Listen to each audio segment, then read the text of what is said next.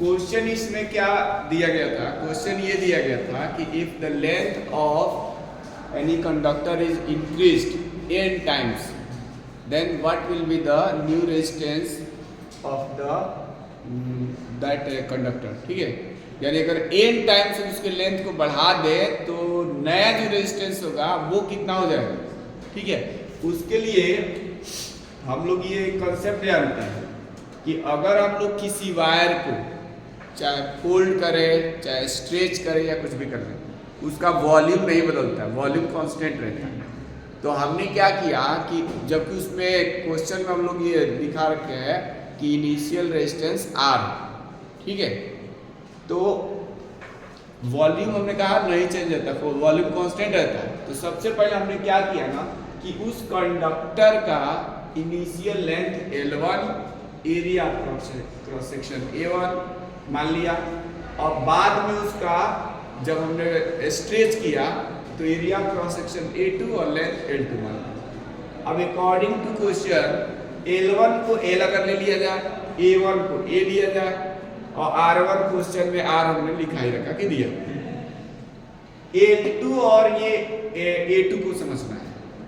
जैसे ही हम क्या करेंगे, लेंथ को बोला है कि n टाइम्स इंक्रीज कर दिया जाए, तो n टाइम्स का मतलब जो ओरिजिनल लेंथ था उसमें n से multiply.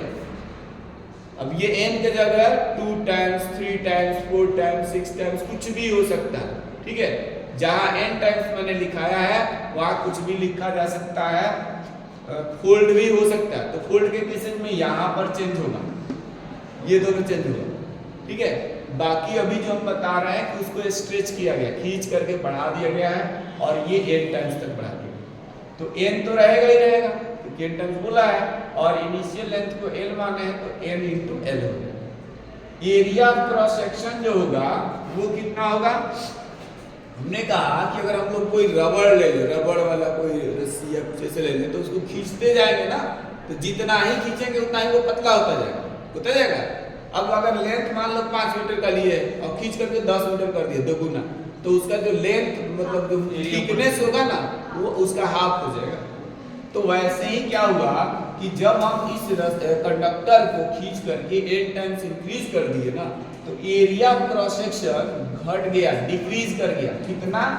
1/n times, 1/n times. जितना ही टाइम्स ये लेंथ उसको बढ़ाएगा उतना ही टाइम्स करके घट जाएगा। ठीक है, तो बस यही 2 लाइन समझना है। बाकी का ये कॉन्सेप्ट हमने बताया कि वॉल्यूम जो है before stretching and after stretching will be same, तो सेम रहेगा, और ये वैल्यू यहाँ पे रख दिया, बाद में रखा। अभी पहले हमने रेजिस्टेंस का फॉर्मूला लगाया लेंथ और एरिया ऑफ क्रॉस सेक्शन के टर्म्स में। तो R1 को रो L1/A1 और R2 को रो L2/A2 लिखा। ये सेम क्यों रखा? क्योंकि हमारा जो वायर था ना वही है जिसको स्ट्रेच किया है, तो ये मटेरियल चेंज हो नहीं रहा है। जिस मटेरियल का हमें कंडक्टर लिया था वही है, तो ये रो दोनों में वही रहा। अब हमें R2 निकालना है, तो R2 में R1 से डिवाइड कर दिया।